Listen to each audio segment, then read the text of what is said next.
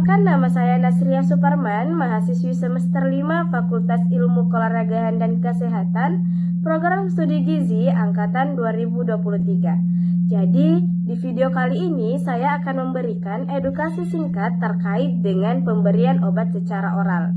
Sebelum itu, apa sih itu pemberian obat secara oral? Jadi, pemberian obat secara oral merupakan cara pemberian obat dengan memasukkan obat melalui mulut lalu ditelan, sehingga obat dapat dicerna dan dapat diserap oleh saluran pencernaan tubuh. Jadi, cara ini merupakan metode pemberian obat yang paling umum, mudah, praktis, aman, dan juga paling ekonomis. Jadi, obat apa saja sih yang dapat diminum secara oral? Obat yang dapat diminum secara oral berupa obat tablet, obat kapsul, obat sirup, atau bahkan obat bubuk yang diminum bersama air. Selanjutnya, kelebihan pemberian obat secara oral. Yang pertama adalah pemberian obat secara oral ini merupakan pemberian yang paling praktis, paling sederhana, paling mudah dilakukan. Yang kedua adalah aman dan tidak merusak kulit maupun jaringan tubuh. Yang ketiga adalah harga obat secara oral biasanya lebih terjangkau. Yang keempat, nyaman dan lebih disukai oleh pasien sehingga meningkatkan kepatuhan pengobatan. Yang kelima adalah tidak menimbulkan stres pada pasien karena dilakukan secara non-invasif tanpa jarum suntik.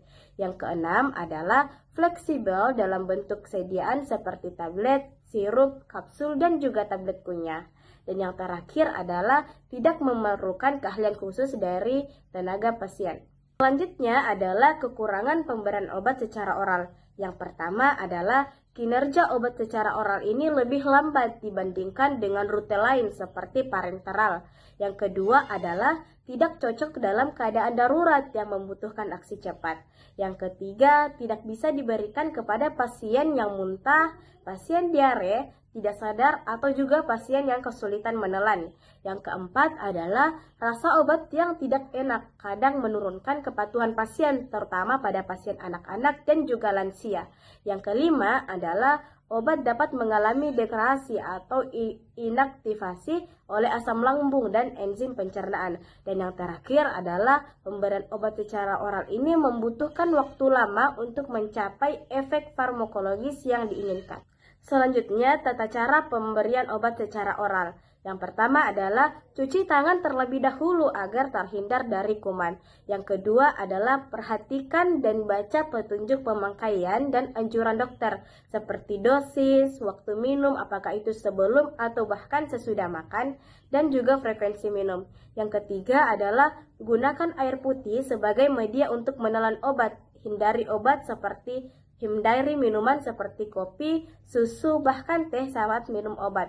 Yang keempat adalah telan obat dengan posisi duduk atau berdiri agar lebih nyaman. Yang kelima adalah menggunakan alat takar seperti sendok obat, terutama untuk obat cair, agar dosisnya tepat. Selanjutnya adalah jangan memecah atau mengunyah obat, kecuali secara khusus dianjurkan oleh dokter.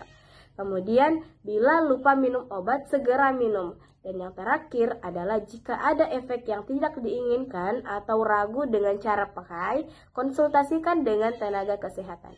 Itulah tadi kelebihan dan kekurangan, cara pemakaian, dan juga pengertian dari pemberian obat secara oral. Semoga video ini dapat memberikan manfaat bagi kita semua. Sekian dari saya. Wassalamualaikum warahmatullahi wabarakatuh.